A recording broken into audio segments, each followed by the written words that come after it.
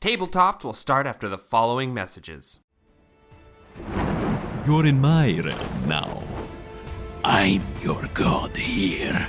Kirk. When I die, I will die fighting with my grudges avenged. Sasha and I are with you. I'm right behind you.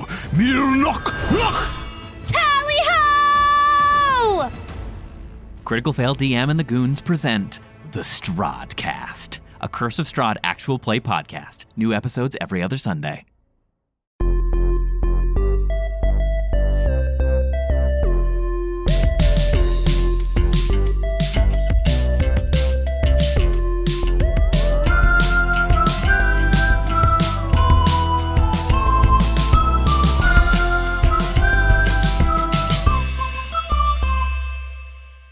Welcome back, everyone, to another episode of Tabletopped. My name is Nick, and I'm your host. Today, we have a really cool interview lined up.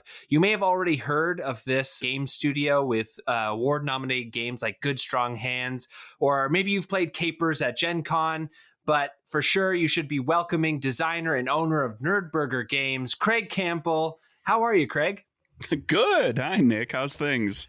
Pretty good. I'm so excited to talk to you. One of our friends of the pod / avid listeners recommended your sort of appearance on the podcast, and I'm really excited to get into it. First of all, can you tell me a little bit, because we were talking offline a little bit, and you said that NerdBurger Games is sort of a one-man shop. So how does that process work as a TTRPG and game designer? How do you go about that in your process as just one person? Well, it's a one-person shop in so much as NerdBurger Games is me. I'm the only person who's like technically an employee, I guess. Sure. I mean, I'm a business owner. It is my business. But there are a great many people who help to make the games that NerdBurger Games puts out. There are people that freelance doing writing and art and graphic design, layout, editing, proofreading, consultation. There's play testers, there's the backers themselves, fans who, tolerate my musings on my Discord and help brainstorm ideas. Yeah. There's several dozen, actual like full-on freelancers who are credited in books and so forth. And then, a wide variety of other people that have been instrumental in NerdBurger Games being a thing and being what it is and what it has become. So, one-man shop or one-person shop is a misnomer. I think there's plenty of people who are in my position who design and publish through their own imprint, who would kind of be in the same boat as me, with like lots and lots of people who help just in chunks here and there. I'm the only person who's kind of on it all the time. Absolutely. And so like when you're sort of coming up with an idea or moving forward into like a full production of an idea, is there a place that you like to start, or is it sort of like talking to like frequent collaborators and sort of like you said, talking to folks on Discord to see where the kind of the pulse is at in the community, or like where does that start in your brain when you're designing? It starts kind of all over the place. I've had games that I ended up, designing and publishing and putting out there that started as like, wouldn't it be interesting if like this homage to like these movies that I love, like if we had a game that was an homage to these movies, or if we took these two ideas, these two kind of subgenres, and mashed them up and created something that is kind of both. Sometimes it comes out of discussions with people.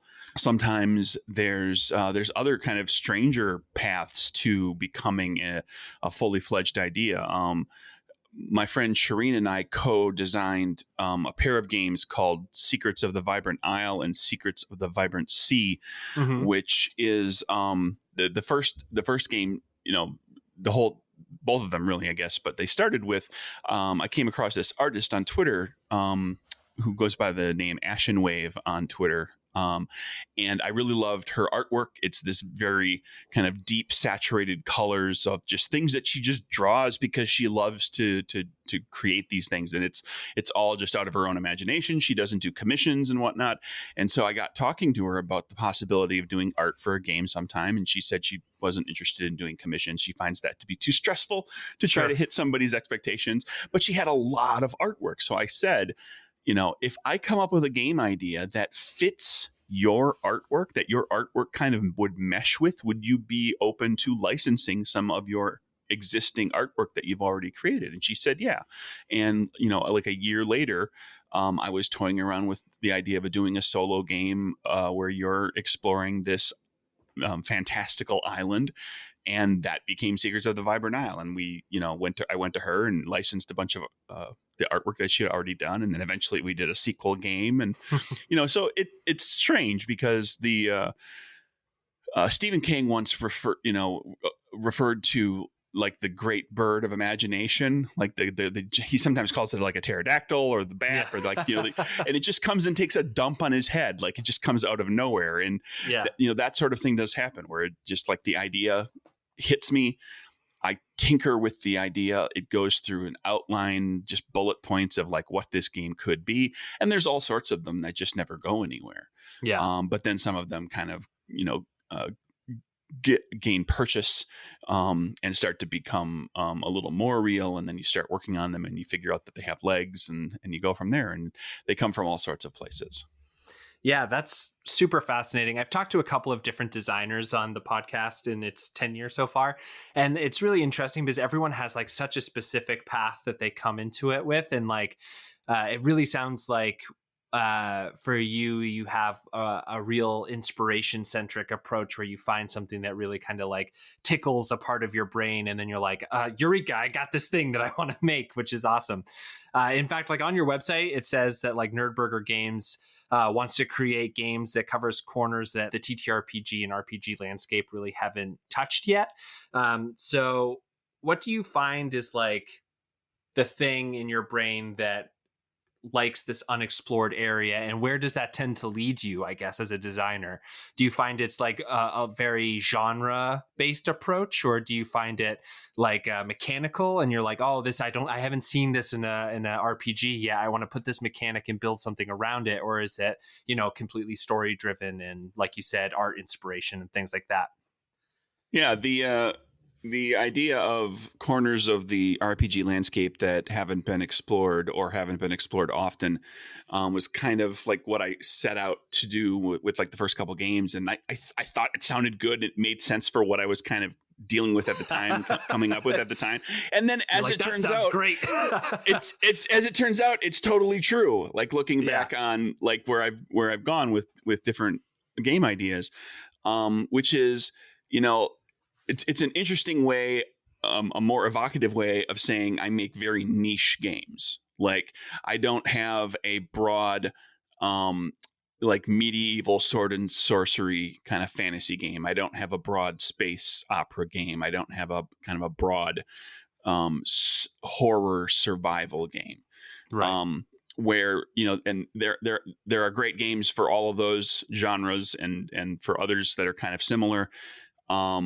But, I find myself more interested, what about this kind of little corner of fantasy games? Or what about this little corner of a horror game? What about a horror comedy game that's GM-less and the whole point is to get your character killed as opposed to playing a survival game? And so it just kind of, it goes in that direction. And then mechanically that can happen too sometimes. I've pretty much, done my own systems. In some cases I've, iterated and used the same system or tweaked it slightly for different games. In some cases I've just, generated an all new system, and I've enjoyed the challenge of, developing a game mechanic, or a system that is not necessarily, unique and brand new or groundbreaking or anything, but is something that doesn't get done much. Yeah. So, I have a game that, with supplements and everything that's all built around playing cards, and a particular take on using playing cards. Die Laughing, which is the horror comedy game that I mentioned. I became enamored of the idea of a dice pool that depletes as you go, and the dice pool is the countdown to your character's death. Yeah. So I built a system that specifically you start out with a bunch of dice, and by the time you're about to die, you're down to just 1 or 2 dice. And so like at the table, when you're rolling dice, like you're rolling less and less dice, and it's getting, the dice rolling is getting quieter and quieter, and you have a smaller handful, and that has a particular look and feel and sound and everything. And so I just, I get kind of enamored of these ideas and take those in different directions. And then sometimes, I've got a system that I've used for 3 different games and will probably use again, that I just like iterating. Like, okay, the core of the system is still the same, but like all the little details and nuances, kind of you change it up a little bit for a different game, for a different genre. Yeah. I feel like so you definitely need to talk to Fern Milton with Cobblepath Games. She, like, when I was talking to her, she had like such an interesting idea on this too, and she like agrees with your approach like 100%, which is great. And like what she was saying was in the board game market, not TTRPG, but the board game market, there's so much room for like the niche subgenre and like an experiential game. Whereas in TTRPG, everyone's like, okay, I want to play like a horror game. I'm going to like cram that through Dungeons and Dragons. You know what I mean? So it's like, I'm really glad that people like you guys are like working in the space to try to like flesh out a little bit more nuance and like, I guess just like breadth of the different types of stories and types of games we can play. So hats off to you. Thank you. Yeah, I have very strong opinions about using certain systems for certain types of games that are just not well suited for that particular system. The D20 system, nothing against it. D&D is a fun game. I've played plenty of it myself. And the D20 system does some things really, really well. Yeah. But it doesn't do everything. And, it can be hard to get people to try a new system, to learn a new system. So like you said, like a lot of times if like a group of people wants to play like another kind of genre or setting or something, they adapt the system that they're comfortable with. And my job and the job of others like me is to say like, hey, look over here. There's these more other systems that aren't nearly as robust. They're not really that hard to learn. Especially if you've got a GM that's willing to, who's passionate about it and really wants people to try it. Like a lot of the heavy lifting of learning a new system happens through one player. Yeah. It's the GM or it's that one player who really wants to play this game and kind of ropes their friends into doing it. And then that one person kind of learns a lot and teaches it. Kind of how we all learned to play D&D. Like, like how many of us really sat down and just like with a group of friends who had never played D&D before and picked up the book and read through the book a bunch of times and figured it out. Those days are kind of gone. Yeah. And when role-playing games were in their infancy, that happened more. It still happens now, I'm sure. But most of the time, you get into a game because somebody teaches it to you. Yeah, right. Yeah, it's really interesting, too, because there's always that person who, I don't know about you, I guess. There's a person in my friend group, each of my friend groups, that is just like so into reading through manuals. And I'm so glad for them because I get to be the person who just sits down at the table and is like, I'm going to learn through playing if that's okay.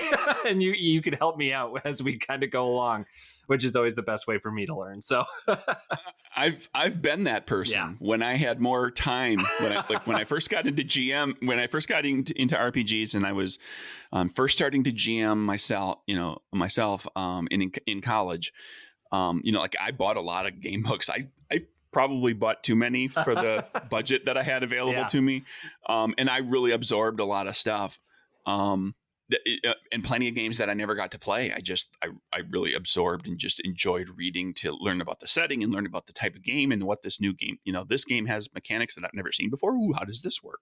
And even if it just was like thought exercises in my head because I never got a chance to play, that was a lot of fun. That happens less as, at least for me, that has happened less as I got older and had less free time available to me. And now I'm in the position of, I get to play now and then and I get to try a new system now and then, but I'm so usually tied up with the stuff that I'm working on that it's hard.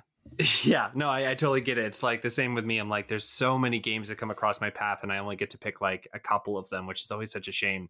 Going back to your catalog of games, your games kind of favor a less crunchy rules light approach and kind of center storytelling at the center, which is, if you've ever listened to the podcast, is like my sweet spot. I really love, Monster of the Week, Powered by the Apocalypse, things that allow sort of like the story and narrative to take front and center of the game. Can you talk a little bit about why this is and how it works when it comes to design? Because like we were talking about, like different systems do different things really well. D&D with the D20 system is like a high variance system, which is like super inconsistent, which can add some like really interesting turns in your campaign, but also can provide some strange why did that just happen to my Right. master rogue who should never not be able to pick a lock? that D20 is awfully swingy. Yeah, exactly. And when you start stacking bonuses and penalties, yeah. Yeah, when I was talking to the folks who developed D&D Onslaught, which is the Wizards sort of like skirmish game that came out recently, they were like, we had to make like every roll advantage, like rolling 2 D20s, because the D20s are so swingy that like that was the only way to make it consistent, essentially. Sure. Yeah. So what about with you and your with your game? So like, how do you, when you're like thinking about the actual core mechanics, how do you develop in a way that is more rules light and narrative centric, or like how does that kind of process work in your brain? Well, it started as a practical concern, which is I'm one person, Sure. and I don't have 5 years Yeah. that I want to spend designing a game and getting into something really robust and crunchy and something that's got a lot of bits and pieces and moving parts, and because that sort of thing requires a lot of playtesting and a lot of checking to see if how these combos are going to come together. What are the edge cases? And having the right people available to you to kind of dig into that stuff. So having dedicated playtesters who really, really love the game, even though it's not out, like finding a bunch of playtesters who are willing to play the game, 15, 20 times in order to dig up all the possible pitfalls, that can be tough. And I'm wanting to put a game together in a reasonable amount of time. So that's where it began. But as I went along, it came to be more a question of it was a shift into, like you said, of making the game like, we're not going to, if we play a 3 or 4 hour game, we're not going to spend a half or more of it rolling dice and figuring out modifiers and doing math. We're going to tell a story. We're going to resolve the things that need to be resolved with mechanics relatively quickly. I've got games that are quicker and games that are slower, but they're all less crunchy and less granular than most of your kind of traditional RPGs, because it just allowed me to create a game book and an experience for the players that got to the core of like those thematic things that I was talking about that I like to explore in those those corners of the RPG universe, which is to say, develop a system that's like 4 traits and some skills for good, strong hands, and for the other games that use the same system, and keep the system like player facing in the case of that game. So the GM's not rolling. The GM is entirely focused on just kind of reacting to what the players are doing and inserting challenges and moments based on, kind of how that game is described. And being able to move things along. And it also puts you in the position of reasonably being able to tell a fairly complex story with a good number of twists and turns and moments in a relatively short period of time. Right. Where if you're bogged down in resolving combats or complex heist scenarios or space battles or something that's going to eat up a lot of time, getting to the end of a story or an individual adventure, so to speak, is, it might take multiple sessions. And I like being able to tell like this 3-hour game or 4-hour game is a very complete story that had plenty going on. everybody got a chance to shine. The group got a chance to shine a couple of times as a group, also individuals. And we had a resolution to everything. And there were some interesting mechanical moments where we had like a combat or, a race against time or something that got a little TikTok crunchy kind of stuff. But like what is present in the game is the stuff that helps to kind of define the genre and the feel and the experience that you're trying to give to the players. Yeah, I was gonna say that, like, do you find that being able to, because you said that you sort of customize different rule sets or try out different things for different games, and that you do have like a set of things that you iterate upon and like really like to put into games, and I think all designers sort of follow those rules. But like, do you find that it allows you to be more specific with like the experience that you're trying to get out of a player by catering mechanics and everything to the specific genre or type of game that you're playing? Absolutely. I think that getting into those little nuanced pieces, like, for example, in Good Strong Hands, and then also in Nowhereville and in Code Warriors, they all use the same system, but with slight changes. The core of the system is still the same. You've got 4 traits, you're rolling 1 or more D6s versus a target number, and you're trying to get 1 or more successes. But each of them has a unique thing that happens when you get 2 or more successes. Mm-hmm. And in Good Strong Hands, the conceit of the game is that you are all playing fantastical creatures. You're looking to save your world from destruction by this horrible faceless entity called the Void in the game. And if this sounds like Neverending Story, it's because it is. It's just the nothing. Yeah.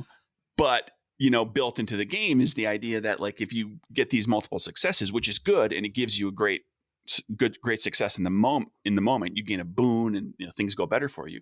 But it also gains the attention of the Void, and the Void, you have to check a box in a little track called Shadow as the Void tries to corrupt you, because it sees that you're going to be a hero if you keep going down this path, and it doesn't want any of that. It wants you on its side. So it's going to try to corrupt you. And so the build is to get that part of the game is to get people to kind of slide down this slope toward corruption and potentially losing their character to the Void. I also love someone finally addressing the age-old question: why doesn't like Ganondorf or Bowser or whatever just show up at the starting phase and crush the heroes? That's an awesome mechanic. I really love that. Like, I was playing some Urban Shadows, which is a Powered by the Apocalypse game as well, and they have a corruption mechanic sort of like that. But I really love that it's attached to player success, because I think it also allows you to, at the table, be a little bit more free with what you're going to do and tell a better story. Because even when you're wildly successful, maybe you're, the metagaming folks who really like to just always be hitting success after success.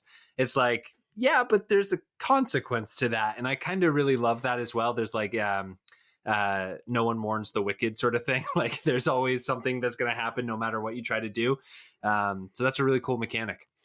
I've had people, every so often I get a person who's interested in the game, like at a convention, or somebody in the Discord says, so what you're doing is penalizing success. And I say, no, you're gaining the success. You're getting the benefit of a boon and being successful at your task with those multiple successes. But what I'm giving you, in addition to that boon, is a great story element of your character having to fight this corruption. And there are ways to reduce that, the gaining of the shadow. And if you gain corruptions, there are ways to remove them. So it becomes part of the story. And then I went so far as to, like, in the Good Strong Hands version of the game, if you kill a sapient creature of any type, like an intelligent, not just an animal that's functioning on instinct. If you kill a sapient creature, you mark shadow. It's murder. It taints your soul. Very Undertale. I love that. So it puts you in the position of, like, well, how can we solve this problem without necessarily killing, the dragon or the giant or the Etten or whoever, the wyvern. Well, not necessarily wyvern, but there's all these little nuances of things that kind of, for that particular iteration of that rule set, feed to the theme of the game. Yeah, I mean, I really love that sort of attention to it's attention to detail, but there's probably a better word, like attention to story or narrative, because I think that it is so interesting, like from a psychological study about how in like certain types of games like 5e and some other like more crunchy like Pathfindery kind of games as well, there is the thing of like, okay, I meet a thing, it's not doing what I want to do or want it to do, let's kill it. Yeah. And I think that that is like such a cool, like, you know, yeah, that is like totally a way to go about your campaign in this game, but you're also telling the story of sort of like these mass murderers and like the marking murder Shadow. hobo. I think it's like, Yeah. yeah, exactly. Finally, someone can stop the nerd hobo. But yeah, so let's go to a quick break. I want to really get and dive into Capers after this, which is another game that you are starting a Kickstarter for tomorrow. When this episode comes up, it'll be starting tomorrow. For everybody who is interested in looking at that game, head down into the notes of this episode. There's going to be a link to the Kickstarter. It won't be live on the first day of this episode's release, but you can follow it. It will be live on September 12th. Right after these messages, let's talk a little bit more about Capers. Some stories are epic tales for the ages, hours of content, sprawling narratives that pull you in and consume years of your life. This isn't one of those stories. Join the creators of Game Master Monday and Slay the Stars with a special guest from Lost Guide Games as they take you on a journey of hope and desperation. Using the Arc Doom TTRPG system, Bella's Comet is nothing like you've experienced so far. Because there's a twist. And the clock is ticking.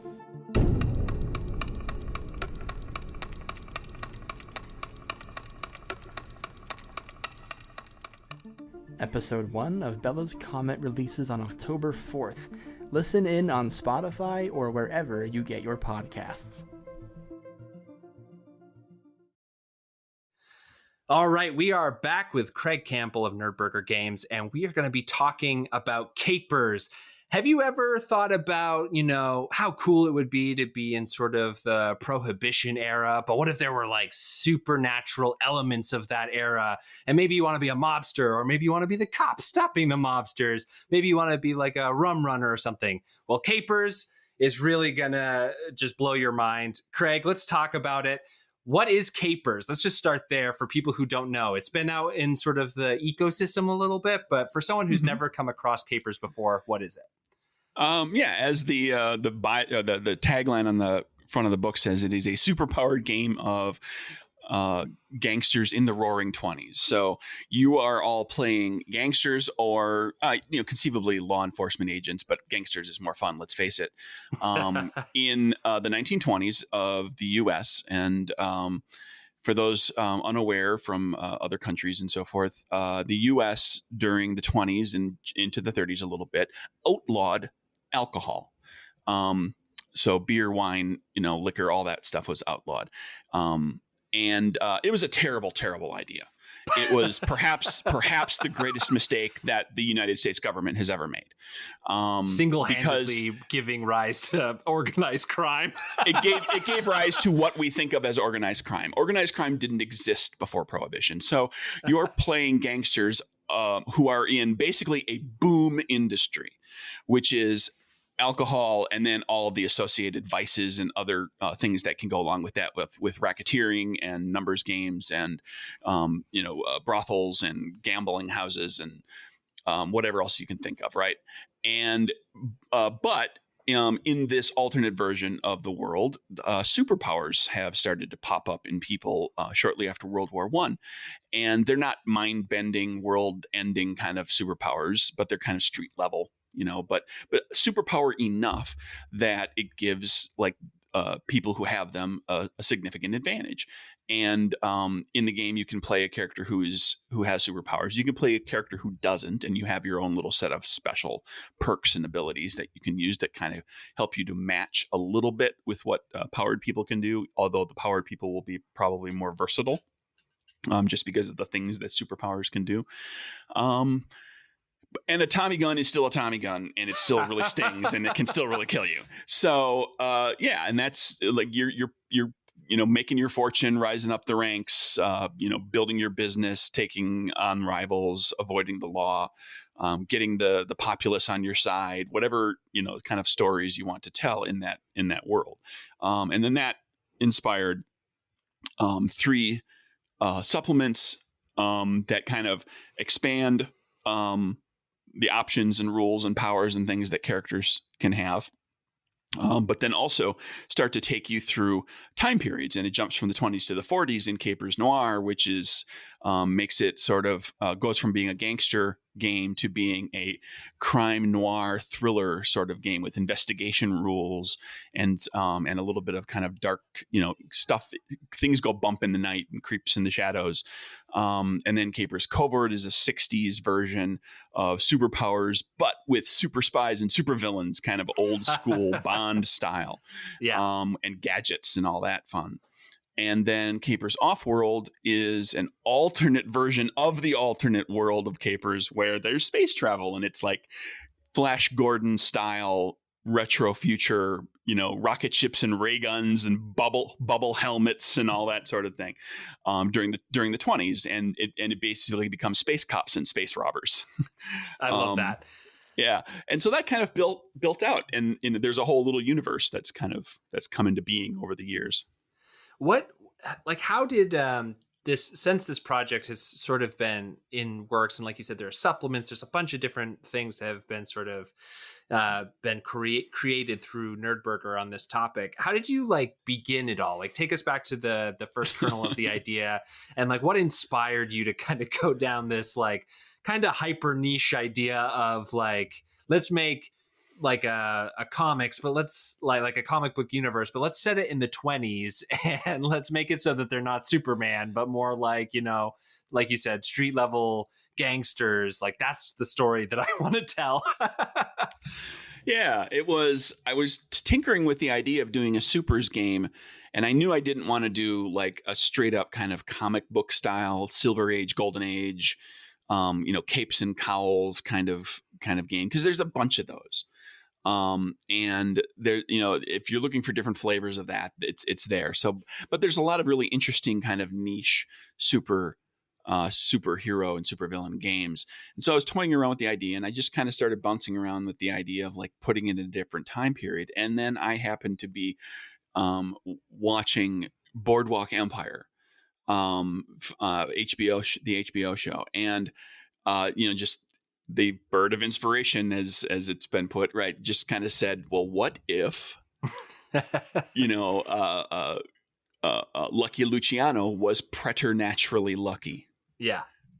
Super powered lucky. What if Al Capone was, who was historically a tough guy? Yeah. What if he was unkillable, super tough? Yeah. And it just kind of built from there. And, I blew that up into researching and making sure to include characters who aren't, all the typical characters that we know. Because most of the stories that we've heard in popular media have been it's Irish and Italian and Jewish guys in their 30s and 40s, and, maybe in their 20s. And so there were, dug in to find some other characters, created some fictional characters, did some kind of gender flips to get some more variety, and kind of play up the alternate history kind of setting of everything, and built it all around playing cards, and in no dice. This was a challenge to myself of I want to. I love the old Deadlands game, which used playing cards in a number of ways. And I thought, well, what if, thematically it fits for a 1920s kind of game where you've got gambling houses and everything, put together a randomizer system that is cards, and flipping cards rather than rolling dice.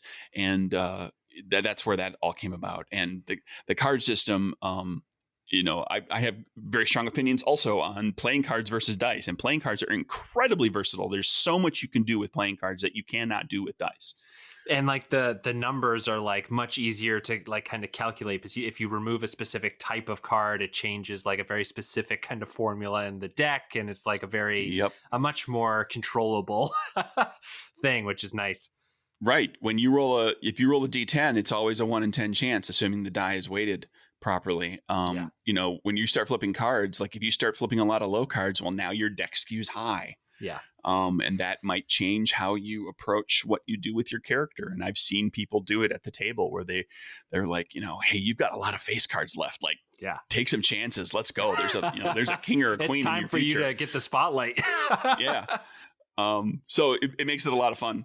Yeah, my friend's developing a cyberpunk sort of game that is all has to do with like memories that cause powers, and it's also a card-based system. And I have to say, because I was game testing it, and like he kind of implemented like how you use like your powers is sort of like a blackjack system of like a bust. Like you can keep getting closer to that number, but if you go over, something bad is going to happen. And it's like very, very fun. It's a very visceral experience of like flipping those cards. So I agree. I think that the playing card deck is like so underutilized as a form in TTRPGs. Well, you know, players love the clickety clack, right? You know, the sound of dice rolling is really cool. Yeah, and holding a lot of dice. Yeah, building dice towers. Yeah. But there's a lot of really cool stuff you can do with cards too. Yeah. So you kind of came about this project in like, hey, I want to do something with like powered people, and you were kind of watching Boardwalk Empire, so you kind of decided to set it during that sort of era. But what are the core design elements that you're most proud of in the project? We just talked about the card-based system, which I think is like so great, and I wish more people would sort of delve into that, because like you said, I also love the idea of like, you know, what cards you're pulling out of your deck, and you know generally what's left in the deck too. But what is the like a design moment that in Capers that you were like, this fucking rocks, I love this? Well, there's one that has to do with kind of what the game is about, and not less so with the mechanics. And I'll touch on that, and then we'll talk mechanics a little bit. But there was a point when I was kind of halfway through designing the game where it occurred to me I was not designing a supers game, that I was designing a gangster game. Yeah. And the gangsters happen to have superpowers. And that like that was like a light bulb. Like that was like, oh, that's what this game wants to be. Yeah. Because I was thinking so much and being so worried about the superpowers.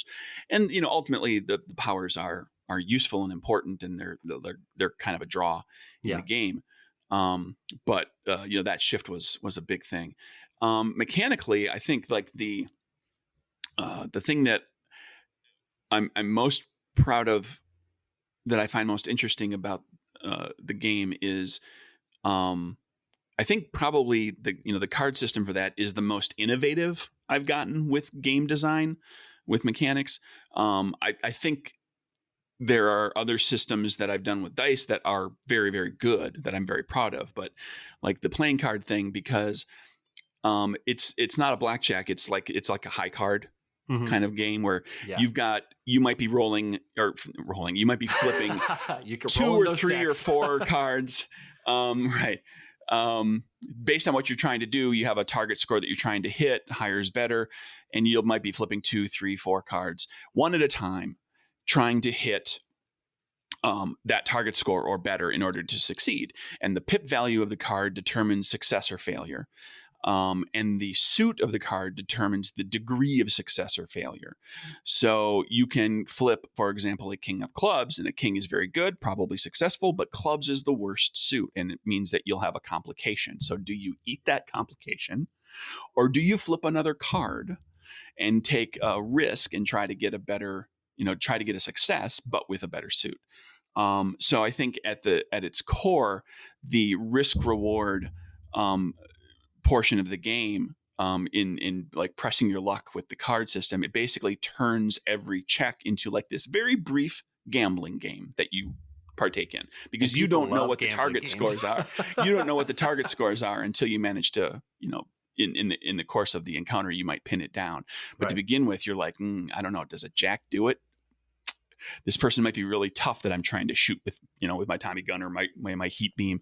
Like I might need a queen.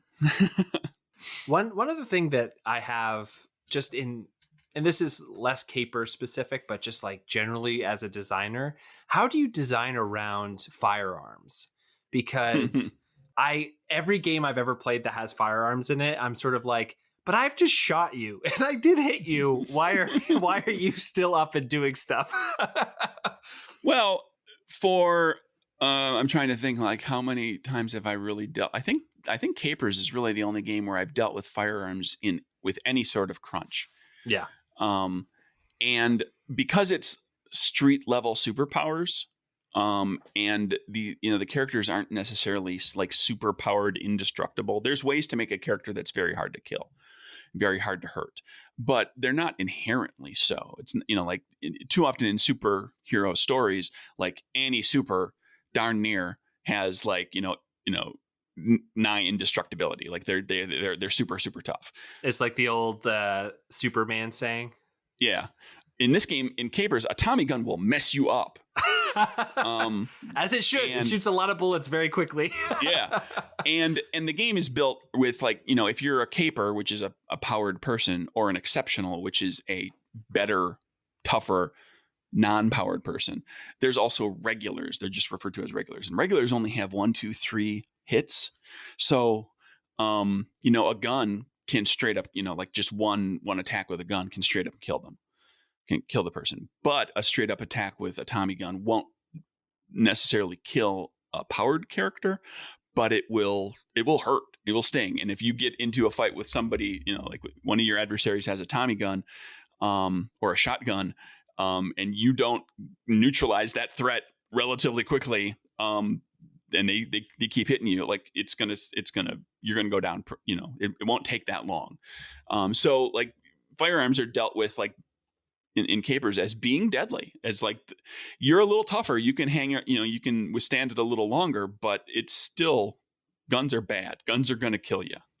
I love that, like, thematically you have kept the like terror that is felt when like a black car pulls up and all of the windows roll down and you just see all the muzzles come out and you're like, oh shit.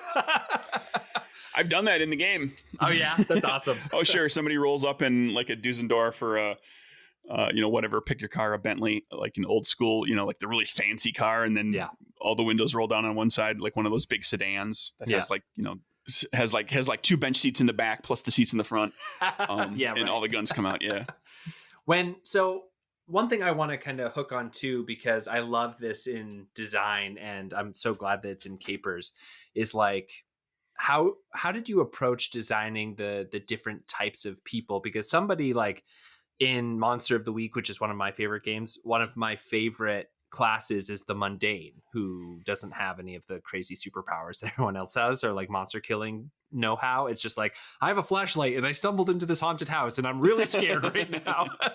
So like, how did you approach the design of like having these tiers of like, this person has a superpower, this person has dealt with people with superpowers and has learned to like deal with it, and then this person works at like a convenience store and has been pulled into this world?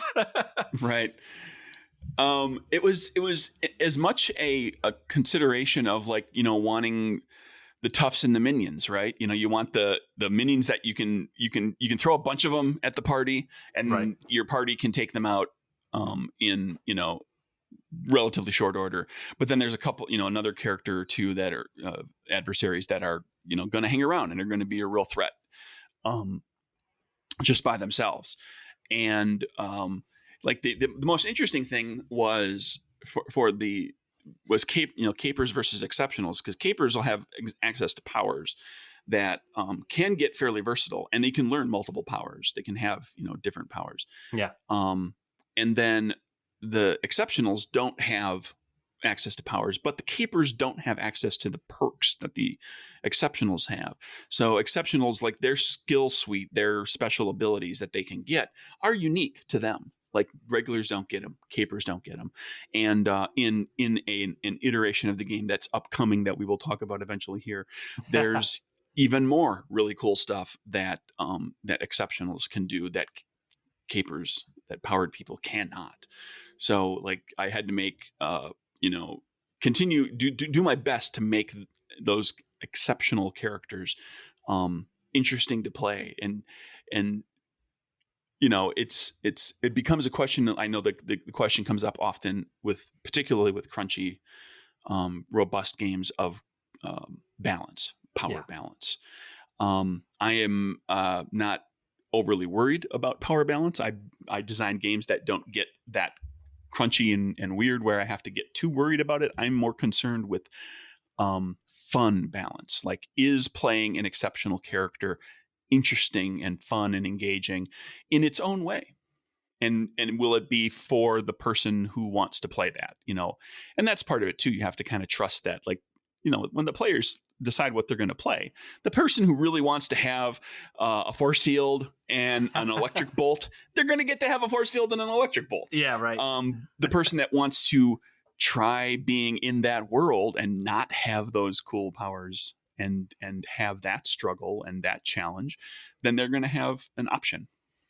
Yeah, so I was at PAX Unplugged last year, and there was a really amazing design panel that took place where he was talking about how when you're designing a game, there's sort of like a box matrix where on one side it says, like, is this fun? And then on this other side, is this game, like, is this powerful in game, this mechanic?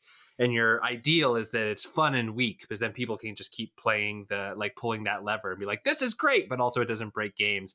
But it's also great to have like fun and powerful, because then it's like, oh, I'm cranking the powerful like thing. But the big thing you don't want is it is not fun and it is super strong, because then people are like, why is this the way I have to play it? So it sounds like from your design perspective that you're kind of approaching it in like that, the former of those options of like, either you can play with the perks, which feels a little bit more like this is really fun, but like a little weaker. It's like it's gonna be a little difficult sometimes to deal with some of these caper superpowered people. And there's also the strong fun meter, which is like, I want a force field, I want to shoot lightning bolts out of my eyes. Yeah, and if you play a character like the mundane, or the, in my game, the exceptional, who doesn't have special abilities, like there's a certain satisfaction in just, it's kind of built in, and it takes the right player's mindset. But there's a satisfaction of like, I got through that. Like, I didn't have all the cool abilities. Yeah, I didn't have it, and you see that in other games too. Like, my character doesn't have the magic items that other character has, but I managed to contribute to the party, and I managed to come through it and not get myself killed. And that's part of the fun factor too, is that but that's, that hinges very much on the player mentality and kind of what the player is going to get out of playing that type of a character. Yeah, I can also see that there's like a lot of room for like nuance in the feel of the game in that too, because if you wanted to, your whole group could play like the mundane version in your game of like these unpowered people that have to deal with like these exceptional and super powered folks that are around. And like, that could be a completely different experience than playing as the other things of like, we live in a terrifying society where we have to be so much smarter than everybody else. If you've ever seen The Boys or read the comic book The Boys, that's what it is. The main characters, most of the main characters of the story are, well, the team of, there's a lot of main characters, but the team of characters that is like, they're not supers. They're just regular people who are trying to deal with these horrible, horrible, horrible super people, who are just garbage human beings, and are nigh unkillable in a lot of cases, where you could play the game like that, where like just surviving, getting from one job to next, not getting, not getting slapped around constantly, not just like having your ass handed to you constantly, is a reward unto itself. Exactly. But you said a little bit earlier about getting to sort of where Capers is going and everything, and I really want to talk about that as well. Can you tell us a little bit about where you are in the development cycle of Capers, and also a little bit about the Kickstarter that's starting tomorrow as of the release of this podcast, and what it's all about? Because one of the main reasons is that I think Capers is super cool, and I wanted to have you on so that we can get more people to kind of throw some weight behind it, because it seems like a great process that is kind of nearing a milestone, and we can try to help you get there. So tell us all about it. Sure. I've always kind of in my head had this kind of idea of where this Capers universe goes, and I did a couple of supplements that kind of takes you through different decades. And then a while back I decided, okay, let's bookend this. There's a destination. We've been looking toward a destination in my head. I've had it in my head. Let's make it happen. And that is what's kickstarting tomorrow, which is called Capers Cyberpunk.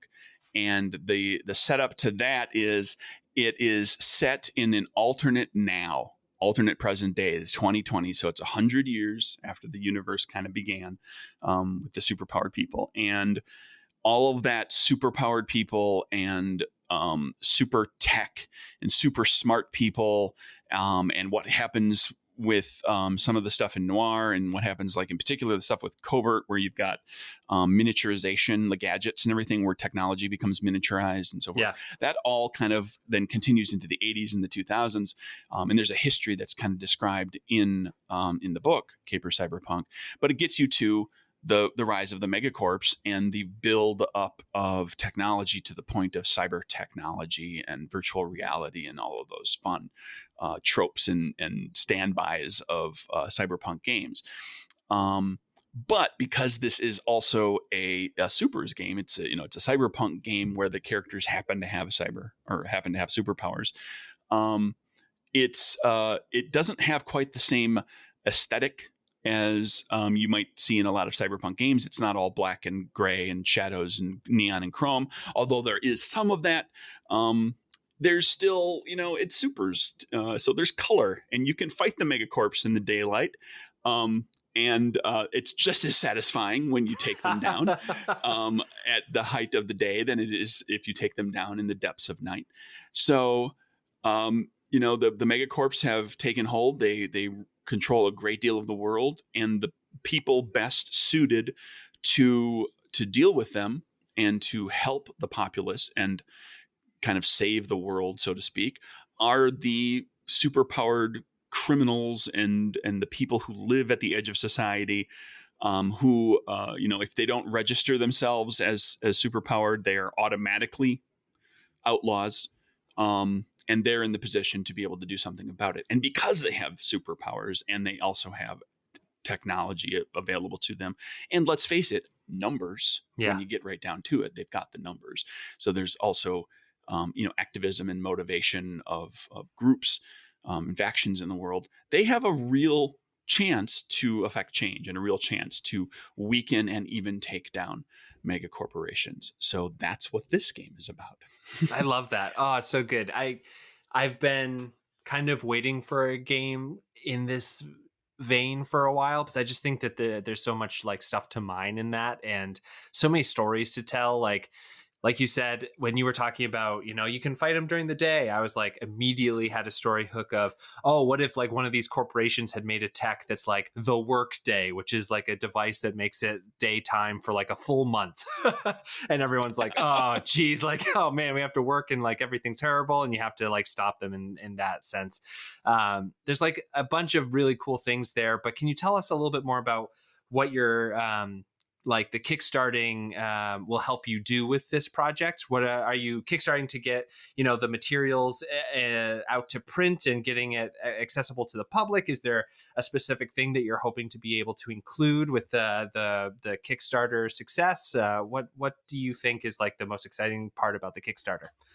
I'm in the enviable position of actually having money in the NerdBurger Games coffers and being able to get quite a bit down the road on a lot of this. So the game is, there's a lot of it's developed. It's getting close to like the actual book, the hardcover book is getting close to being complete. And but I'm gambling much as it makes sense for a Capers game. I'm gambling on like being able to reimburse myself for money spent on the freelancers and so forth that I've had involved in this now for a while. And so the Kickstarter is to get orders, to get it into the hands of people, to make money, to be able to pay that stuff off and kind of like, recoup my expenses. and to potentially add some additional things to it as well. I've got some things in mind for potentially getting some adventures written, and if we get enough of them, we put them all in a little book and everything too, rather than them just being PDFs. There's all sorts of interesting things that we can go with that. And who knows, we'll see what happens during the course of the run.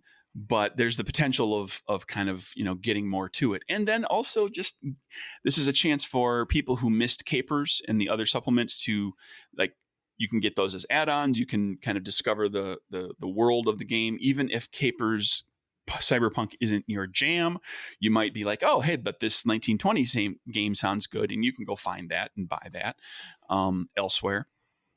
And getting some things in place too, like for Capers, we created themed playing cards, like with a specific back design and a custom Joker, and the illustrations for the face cards are NPCs from the game. And so Capers Cyberpunk is getting that treatment as well. There's going to be a deck of cards that's going to have like characters from the game. And this punk chick that's given the goat as the Joker. Yeah. So like all sorts of little things that'll go along with it. One of the things that we're including too is there's a less expensive PDF version intended for people who are dealing with financial hardship.